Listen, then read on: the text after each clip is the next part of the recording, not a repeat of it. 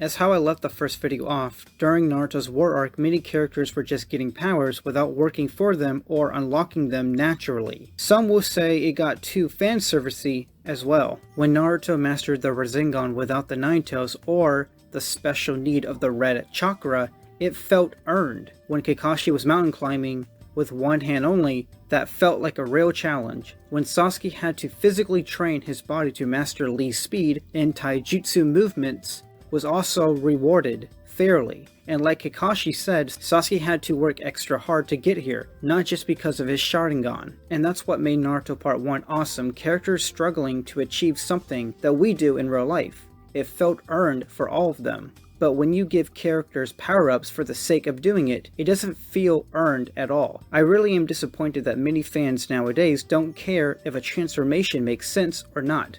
They just want their favorite character to look cool, ignoring the actual meaning if the power-up makes sense or it helps with the actual storytelling. A lot of people do not care about storytelling, they just want their characters to look shinier than ever. That's why I believe 6 Past Naruto makes no sense from a story point of view. What does this form have to do with Minato's death? He didn't die for Naruto to become a god. No, Minato sacrificed his life to protect his son, and believing in giving Naruto the power of a Jinchuriki will help to stop all the evil in the world. So if Minato knew Naruto was a reincarnation, and he was destined to have a power-up to give you new eyeballs, do you think Minato still would have died? Like if I knew my son was going to meet Jesus Christ himself and getting some awesome god powers 17 years later, I most definitely wouldn't have sacrificed anything, because to me it sounds like his son was destined to be perfect. But anyways, back when Naruto was working hard for his perfect sage mode, it felt rewarded as always. But then you have Madara just stealing it from Hashirama and skipping hours and episodes and hard work of training to achieve such a power. Once again, it's like working hard does not matter when you can just steal or be given it. People complain how Sakura's power-up was never foreshadowed or ever mentioned in the previous arcs. And it's cool to see Sakura kicking ass for like 20 seconds, but did her power-up feel earned? Well, you tell me, because it came off as a hard ass pull for many fans. Seeing Kakashi have the perfect Susanoo was pretty cool, but did it make any sense? Hell fucking no. Seeing Obito break all the laws of physics and leaving the afterlife like he owns it, just to come back within his ashes to give Kakashi his ultimate ass pull power makes no sense at all, but Obito fans will defend anything about his character, and completely ignoring that this power was not earned at all. Kakashi should have died after receiving the perfect Susanoo, but of course there are no sacrifices or flaws involved. He just lived. Even though that was way too much power for his little body to handle, Kakashi's body physically cannot take the powers of the Uchiha. Even Hitachi told us this way back in part 1. A full body perfect Susanoo should have not been capable of being physically mattered by a non-Uchiha person. But Kishimoto was pretty stressed out at this point, so I guess give it a pass, but it really does not excuse the actions of the writing, but you know, it's what happened.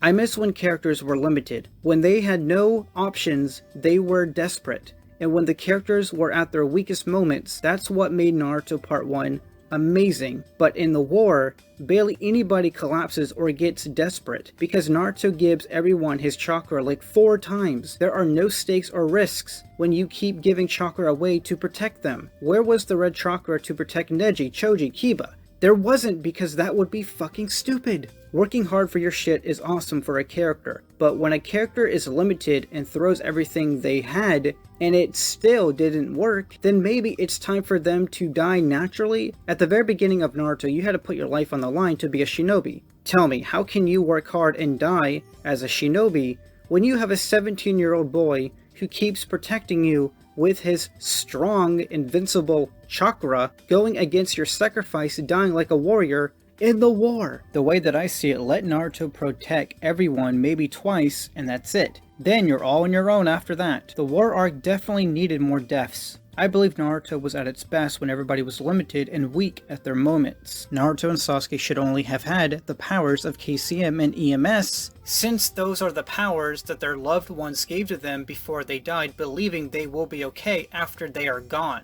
I know a lot of people really like the 6 past powers for Naruto and Sasuke, but in my opinion it definitely was not needed. But if you really want Sasuke to have the Rinnegan, then have Sasuke take Madara's Rinnegan from his dead, cold corpse, proving how far Sasuke will go for more power. I understand it's awesome to see your favorite character to have power and showing off with it, but I personally believe when characters have too much power, you don't see them the same way anymore. But that's from my perspective. I still think Pain's Rinnegan powers should have been the limit for Naruto's giant power scaling change. Sasuke should have unlocked the perfect Susanoo when he was an adult, while traveling and finding himself, and it would have made great shock value when he shows it for the first time later on. Also, I think Kiba, Neji, and Choji should have died at the end of part 1, because their sacrifice would have had a huge impact on Naruto after the mission was over, proving this is what it means to be a shinobi, making hard sacrifices. Because that's what made Naruto back in the day rewarded. You weren't promised any of the characters you loved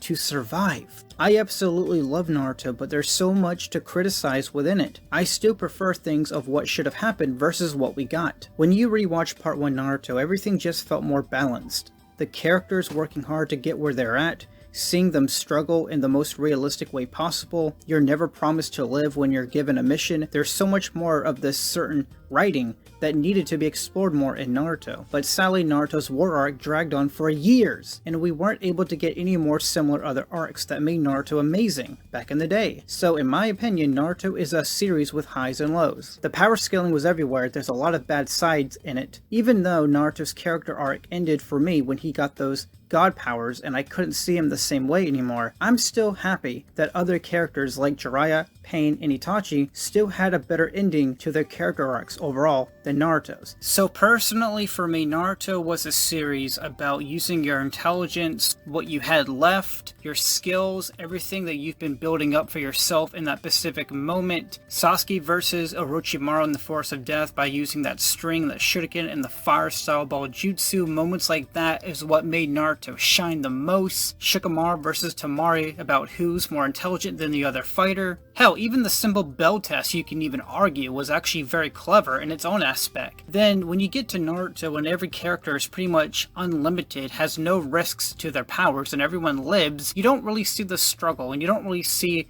the sacrifice or the effort anymore, especially when Christ himself gives you powers to fight the battle, even though that you were pretty much useless after that. And I feel like as a shinobi, main character or not, you gotta figure out on your own how to struggle to survive, and not for someone to just give you the power to maybe have a chance to win. Work it on your own. That's what made Naruto special, on your own. And well, the amazing things that made Naruto were just left and forgotten, and it really affected and changed people's minds about how the show used to operate. The way that I see it, honestly, everyone has their own version of how Naruto should be. Everyone wants the show to be how they want it to be written, and not everyone is going to see eye to eye. Everyone has their own ideal version of how the show should have been handled, and we all can't agree on that. That's awesome. That tells me how much people really care about the show, of what could have been better for it. At least people care about the show enough to fix its problems. Even if it comes to videos like this about the possibilities of the what ifs, at least we're trying to make that effort,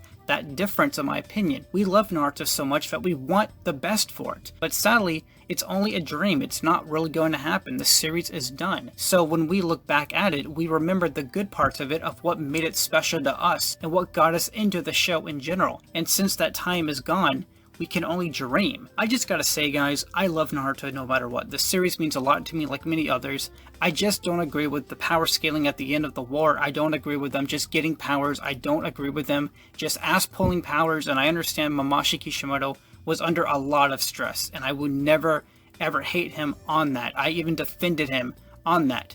A power-up, and I understand ass pulls help the story to go faster so you can wrap up things. And Kishimoto is a human being. And I just want to say that he gave us so many chapters, the anime as well, following his original manga. He worked so hard for our entertainment. So we can just accept the fact that Naruto may have not ended well, but he did his best. He gave us some of the best choreographed fights in history, some of the most beloved and well-written characters and villains in history. This man has done a lot, so I believe it's still fine to love his work always, and always to appreciate everything he's ever done for us. Naruto is not perfect, even he has admitted it, the creator himself. You can still love his work and criticize his work. You can still criticize his work and still love his work. You don't have to live in this ideal world to truly be a fan. You have to always love and worship every little thing. To be a true fan of any fictional story or universe, you have to admit the mistakes, the plot holes, the ass pulls, the bad writing, and this goes for any universe out there in fiction. You're always going to have something to criticize. Even if others believe it's well written, other people will see it as a mistake or as an error. We all see things differently. And to be a true fan of anything, you have to be honest. Like I'm being honest in this video. I have a lot to complain and rant about, but that does not change the fact that I love Naruto. I worship Naruto. I grew up with Naruto. I connect with the characters Jiraiya, Pain. I can understand completely of Itachi's point of view. I can understand the struggle of how to keep moving on with a smile on your face, knowing everything that you've ever loved is gone forever. Kakashi. These characters felt like people, and I loved his character-driven story. The power scaling was really off course. I loved the choreographed fights back in part 1, with the strategy working what you had left, and things were more simple, more balance in part 1, but that doesn't change the fact that I can still love something and criticize it and go back to the old days and still have a good time. Nothing needs to be perfect, and I want people to know you can still love something regardless how much hatred you have for a certain arc or for a certain point of view of the storytelling that you did not agree with. You can still love something and hate it. It's basically a love and hate relationship. But again, this is my view on it. Alright, thank you for watching this video. It took a while. I am D-Luke. Subscribe if you want, and stay ninja weird, and have a good night. Bye.